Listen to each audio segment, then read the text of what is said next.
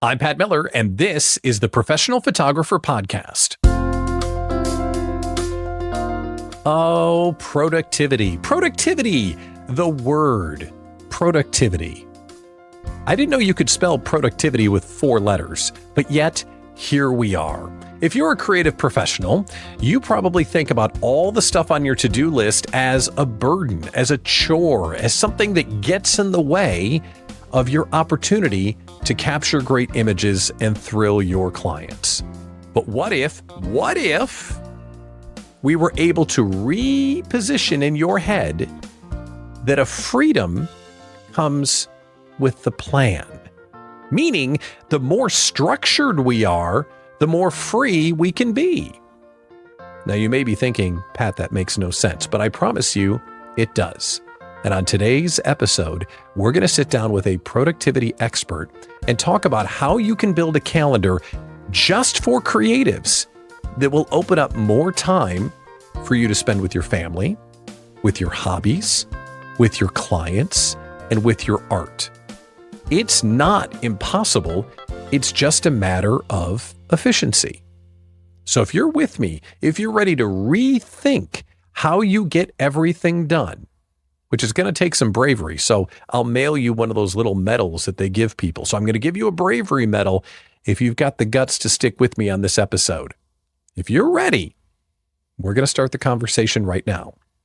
Productivity expert and my pal, Julie Miller Davis. Welcome to the Professional Photographer Podcast. How are you today? Nice to see you too, Pat. Thanks for having me. I am really doing well. Yeah. I'm so excited to have you on the show because you change business owners' lives. How would you summarize what you do for people? Because I've seen you work your magic and it's really, really cool. So really what JMD Productivity and I are all about is taking business owners who are at that point of kind of getting in their own way, really getting in their own way, because they're working so much and not really treating some things more important than others. They're not prioritizing their time or their calendar. And something's got to give in order for growth to happen. Like they've maxed out, right? So I give them tools and systems and processes and new ways of doing things and looking at their business in order to have the freedom they want, build the business they want, and not spend more time doing it. Do they think about it like productivity? Do they, if I'm having the problem that you solve, do I think about it as productivity or do I think about it as something else? I think you think about it as, oh my God, I'm so busy. I don't know how I'm going to get everything done. Mm-hmm. And I would love to grow, but I don't even know how that could happen because my calendar is so full already. How in the world could I take on more appointments or clients? How in the world could I find the time to hire someone or delegate to someone? And if I can't make more money, I can't delegate. It's a very vicious cycle. So what I like to say is I move them from stuck to strategic. So it's about, yeah. Yeah, because they're in a very stuck cycle, and they a lot of times will say, "I'm stuck right where I am," because they just can't find the way. They're so in it that they can't, and they wouldn't think productivity unless they heard it, maybe. But they're just juggling everything and treating all things equally. And I think sometimes it's just a matter of hearing the words, and then they're like, "Oh my God, that's me." Yeah. They're just in it, right? This show serves photographers, which are, for the most part, very creative people. So why is productivity such a problem for creative professionals? Yeah, so that's a great question. And so here's what I hear from creatives is who are running businesses is I don't want to be tied to a calendar. I don't want to be boxed into a schedule. And I need my freedom.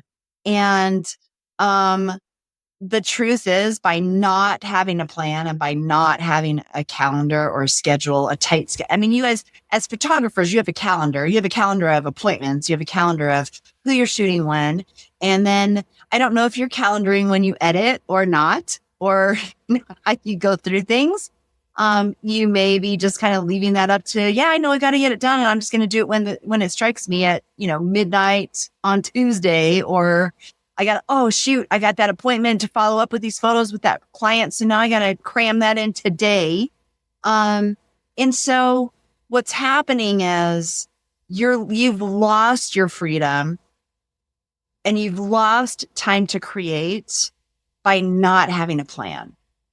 So the one saying stuck to strategic, the other one that I say a lot and that is 100% true is that freedom is in the plan. Wait a minute. Just hold on a second. Because if I'm daydreaming about how I'm going to change the world or picturing this amazing setup that I'm going to do for a client, freedom in the plan, that feels like the walls are closing in on me. So help me understand that more. Freedom is in the plan, because I want to understand how that works in practice. So a plan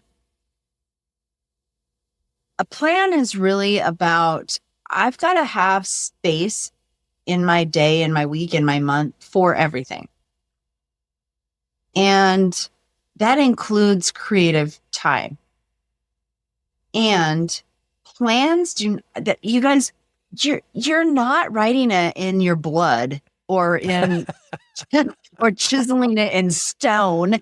It's not like an M move or writing in pen that can't be scratched. You know what I mean? Like,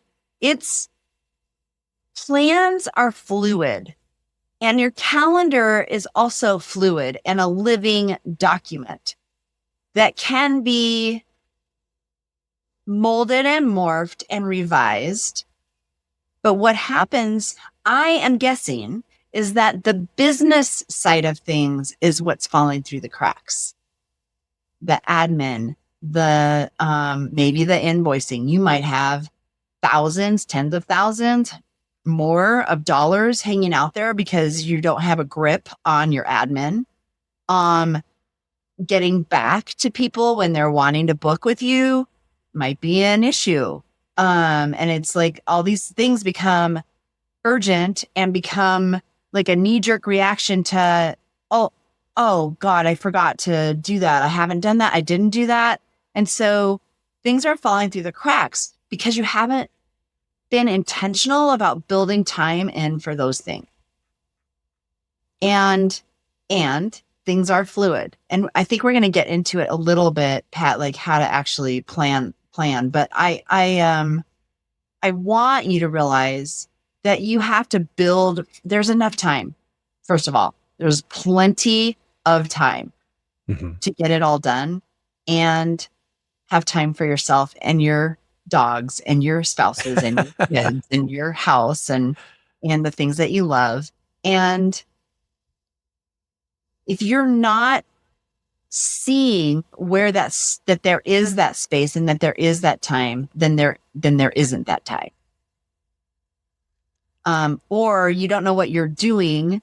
You don't have a plan. So now you waste time because you're like, hey, I have a lot to do, but I don't really know what, and I don't know where to start. So I'm going to go do this other thing, or I'm going to sit on the couch and binge TV or whatever your thing, or I'm going to scroll and scroll and scroll and scroll. And now you've wasted this time because you didn't have a really organized thought process of what you're engaging in when. Is that the real value add, that instead of telling a creative, we're going to schedule a bunch of time for you to do business stuff, which may make them feel like I don't have as much time to be creative, you're scheduling things so they're wasting fewer hours during the week? Is that where a lot of the opportunity comes from? Oh yeah. What I have found is that, people think if they have a schedule that they are going to be tied in and have less time. And the truth is you're wasting more time than you could ever know. And my experience tells me that you are probably wasting or leaving at least 2 hours a day on the table, at least, which is, if you add it up, 40 hours in a month, which is adding an entire, like if you got that back, you'd add an entire work week back in, like traditional work week, back into your life. What could you do with that? How many clients could you serve then? I want to walk through how we start putting this into practice in a second, but I do just want to put it on the table because I think many photographers would see what you're promising, but they would say, no, that's not for me. So give us an example of someone that you've done this with, a creative, maybe a photographer that you've helped with this, that maybe they resisted at first, but then they got on board and saw results. Yeah, I had a photographer working with me for a while. My photographer. If you check out any of my stuff, all of her shots are my branding, and my lifestyle. But she came to me, and her business was pretty stuck and stagnant. She was doing all right and probably making, I don't know, probably around 60K is my guess when she came to me. And she was all over the place. When an opportunity popped up, a client popped up, she's like either moving stuff around or shoving it to the side to fit the client in. And then she started traveling all over the place to do branding shots all over the nation. And so then travel was in there, and it was a mess. Like she was exhausted all the time, exhausted. And working with me, putting systems into place, putting a calendar into place, and strategically thinking about, putting a goal into place, breaking down that goal, and making space to make the goal happen in the calendar. Her first year, actually, she worked with me 6 months of 2020 when she couldn't even photograph people in person. Wow. And she broke 6 figures. And that was not even a normal year where she could travel or do much of any of her regularly scheduled programming, right? Mm-hmm. So we were able, it was a way of practicing her craft and her passion and actually running a business with it. Because many of you might be running your craft and your passion, and you went out on your own and you're doing the thing, and you haven't yet stepped into the fact that you own a business. Ooh. Shots fired, Julie. Shots fired. Okay, so we believe you, and our little dog ears went up when you said, wait, $40,000 more a year? Yes, please. So let's walk through, how do we start this magical calendar that will help us get everything done? What's the first step? Yeah. So the first step is to write down all the things that you do or that you don't do that you should be doing. And yes, I did say the word should, because there are some things you should be doing that you're not doing.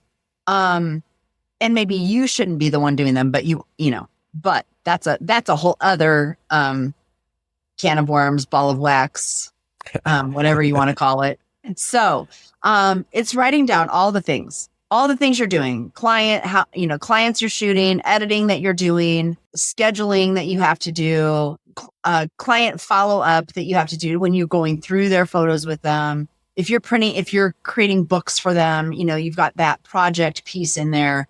But then you've got to think about what are the things that are your business builders also. So there's networking probably in there, hopefully. And there's, whatever it is that you are up to. And whatever it is that you are not doing that is on your list, and it just continues to live on your list, or live in your head. And then this is the key, is taking those things and grouping them together into categories. Because a lot of them fit together. There might be 3 or 4 things that could be grouped together. And it's kind of like when we had science class in middle school and classified plants, animals, plants, birds, mammals, fish, reptiles, whatever. Right? It's the same principle, right? And then, so you might have marketing, you might have admin, you might have client, you might have projects, you might have business builder, whatever you're going to call them, you're going to call them. But you're going to find the common thread. And then to build the calendar, you're going to take those categories and schedule blocks of time for each category in your week, in your month. How much time do you need for each one? And do you need time each week? Do you need time twice a month? Do you need time once a month? Like, what does that mean? And marketing, could include your social media that you're doing, and it's going to include networking that you're doing and follow up. It could and then you've got customer care. That's not marketing. Customer care is its own thing, maybe. So how do you, it's looking at that. And the very first thing I put in my calendar, I would teach you. And, I'm doing this in about a week for free for people, is, talking them through this. You guys schedule yourself first. So what free time do you want? What free time do you want? And when do you want it? When are you taking vacation? When are you taking a day off? When are you doing whatever you're doing? So that was a long answer. Yeah, but it was really rich in detail, and I appreciate that. So I want to make sure that I hear you correctly. Mm-hmm. Let's say sending invoices, paying vendors, and processing receipts. Instead of doing that a little bit every day, we may batch those 3 tasks together, make a block called money, and do it every other Friday. Is that what you're talking about? And why does that work better than touching it every day? That's what I'm talking about. Because touching it every day, you're either squeezing it in and it's taking away from another thing you need to do, mm-hmm. which, so you're creeping into other stuff that you're working on.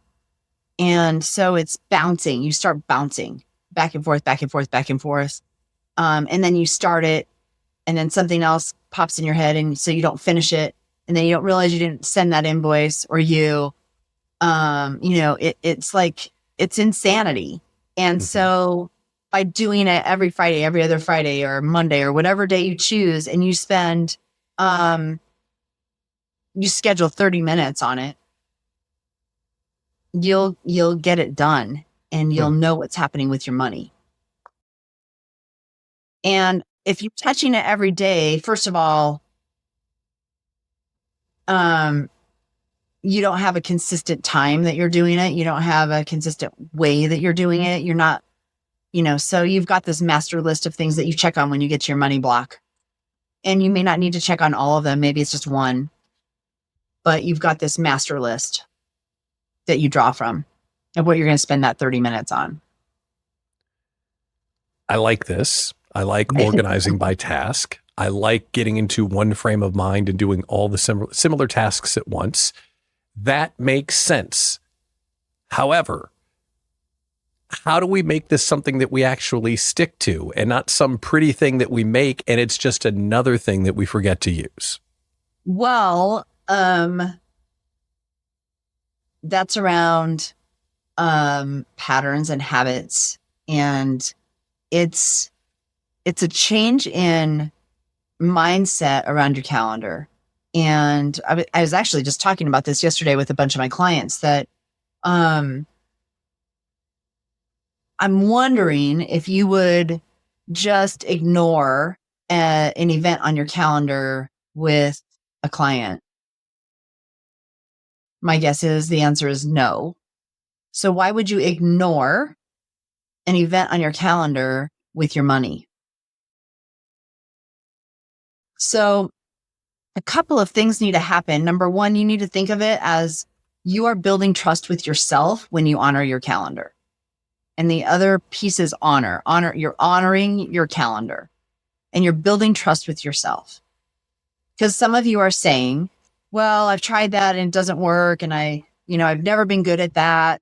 And you don't have any trust. You don't have any faith that you can do it. And the truth is you can build a new habit. You just got to be conscious about it, because I study a lot about habits and human nature, and 30% to 40%, closer to 40% of what we do every day is without thought or intention. So it's out of habit.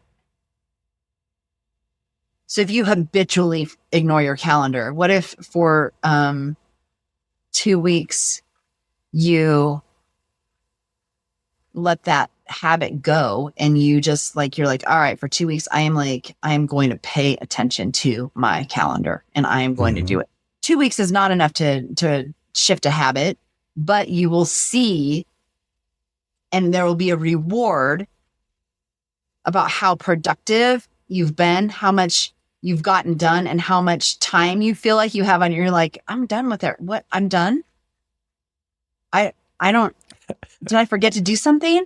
But that's what it will feel like. I have so many clients going, I had a half a day and I was like, did I forget to do something? I don't feel right. Something's not right. And I'm like, no, that's freedom, by the way. That's what freedom feels like. Go get a pedicure. It's been so long for some of us, we forget what it's like because we're driven by the tasks, not by our time. And something that I bet comes up all the time is, well, you said flexibility earlier. So, okay, how do we make the choices? A client, like a big client, wants my money time that I've got set aside on Thursday. How do we adjust for real life and running the business, stay flexible, but still get it all done? What do you recommend for that? It's a great question. Again, your calendar, your time is flexible. And so if you've built in client time, even though you don't have the clients. So this isn't a creative example. This is so I had a client who was a physical therapist. She had her own physical therapy and Pilates studio, all kind of combined. And I was like, at one point I was like, because she wanted this growth, right? And she was doing all the things and it was chaos. And I was like, so how many appointments do you want in a week? And she goes, 30. And I said, well, do you have 30 appointments built on that calendar where you could put people?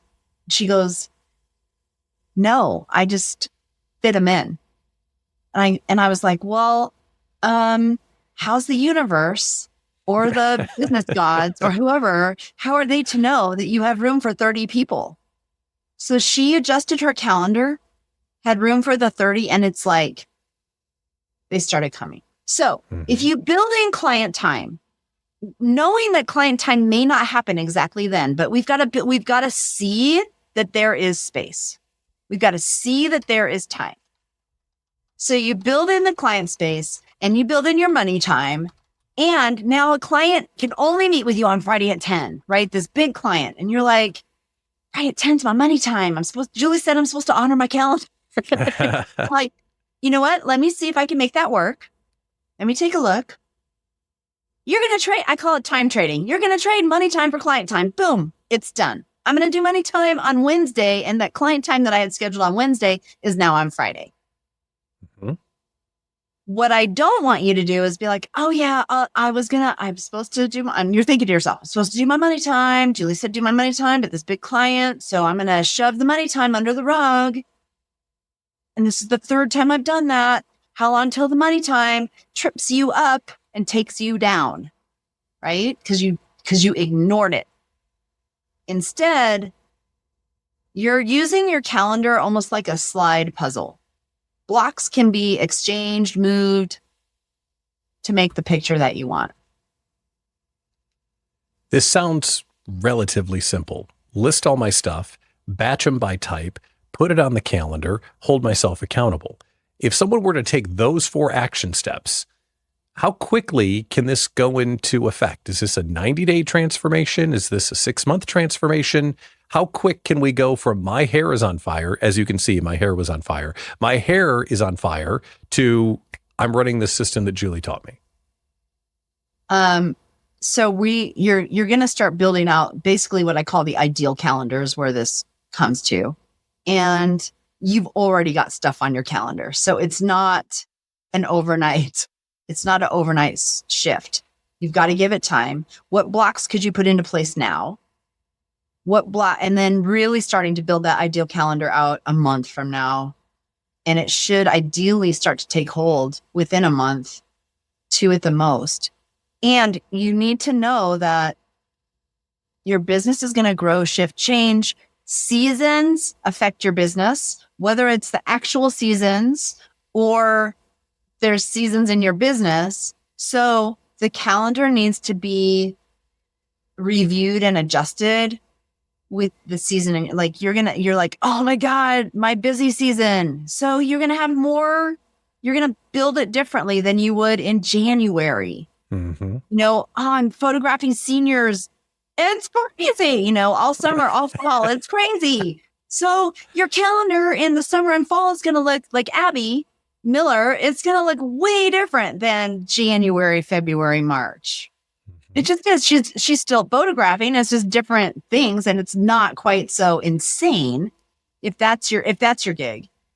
And then there's a whole other thing that I talk about, how to change the ebbs and flows of your business. That's another story. But you've gotten a big chunk of free stuff here. Yeah. So Julie, don't listen. Okay, if you're watching this right now thinking, okay, this sounds good, but I'm not sure if it'll work for me, I want you to listen to the answer to this question. Okay, Julie, listen again. It is often said, do not take advice from people who have not done it for themselves or done it for other clients. The thing that I think makes you so compelling is the way you lead your personal and business life. Yes, you've helped people create millions of hours of free time and millions of dollars in captured revenue. But the thing that I think really makes you stand out is how you personally time block the things you believe in, the things that are important to you and the business in that order. If you don't mind sharing, can you just paint the picture of how you do that? Because to me, it is the absolute proof of this system working. Well, I have been in business for 10 years. And for most of those 10 years, I have built this multi-6-figure business working on average 3.5 days a week. And it is these systems, and my business is built on the way that I operate. It's something that I do, and I'm not perfect. You guys, I have my moments, and my calendar gets out of control. I'm like, what's happening? I'm like, oh my God, I got to visit my calendar. What's going on? So, but the truth is that there's plenty of time. You've just got to see it and know it, and you've got to build. I know we all want to be spontaneous, but as a business owner, we can't hold as much in our head. We're not at a job that we just leave behind when we leave. So we've got to figure out what is our routine. What are our priorities? How do we take care of ourselves and our families and our business and pursue our passion? And not feel like we're under duress all the time. And so I golf, I ski, I hike, I play tennis, and some of those things take all day. Some of those things take half a day. Some of them take a couple hours. And I might touch my business 4 days a week, but I'm not working 9 to 5, 8 to 6, 7 to 7, those days that I work. When I work, I work. When I play. I'm fully present where I am, which is my mission for JMD productivity, is that you are fully present where you are. You don't feel bad that you're not with your family. You don't feel bad that you're not with your business. You're not distracted by things that you're thinking about that are not where you are. And that is, to me, the best thing that someone could say to me is, you've given me my family back. When I'm with my family, I'm with my family. When I'm with my business, and oh my God, Julie, I took a 4-day weekend, and I did not open my computer. I did not work. And my business didn't suffer, because your business will suffer. Your business will be better. Being overwhelmed, getting burned out, it's a choice. If you learned from Julie today and you start installing the things that she shared with you, you're going to be in a better place. Julie Miller-Davis, thanks for coming on the Professional Photographer Podcast. I appreciate it. Thank you so much for having me. Thanks so much for tuning into this week's episode of the Professional Photographer Podcast. So what do you think? Are you going to give it a shot? Do you have the courage to change the way that you work? I'm cheering for you, and I hope that today's conversation was meaningful. Before you go, can you do me a favor? Let me know what you're going to do with this. Leave us a comment on the episode. When you leave a comment, the algorithmic gods love it, and it gives us the feedback on what's resonating with you and what isn't. And of course, say it with me, like, subscribe, and share. All of that stuff is really important for us to go out and help more photographers like you. One other thing, if you're not yet a member of the Professional Photographers of America, man, you are missing it. PPA offers incredible resources like equipment insurance, top-notch education, and a supportive community of photographers ready to help you succeed. It's perfect for photographers who are serious about growing their business in a sustainable and profitable way. At PPA, you belong here. Discover more about membership at ppa.com. That's ppa.com. I'm Pat Miller, founder of the Small Business Owners Community. Thank you for joining us for today's episode and on our journey to get better.